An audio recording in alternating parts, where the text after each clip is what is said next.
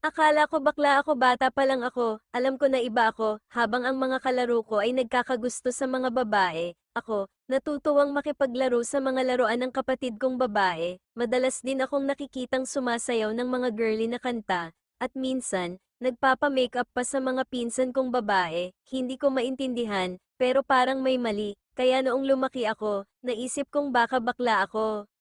Sa high school, hindi ko maitago sa sarili na naaakit ako sa mga lalaki, pero may kakaibang takot na nararamdaman, takot na baka hindi ako tanggapin ng pamilya ko, ng mga kaibigan ko, kaya't pilit kong itinatago ang tunay kong nararamdaman, pero habang tumatagal, mas lalo akong nalilito, pakiramdam ko, kailangan kong kumilos at magdamit na parang babae para matanggap ko ang sarili ko.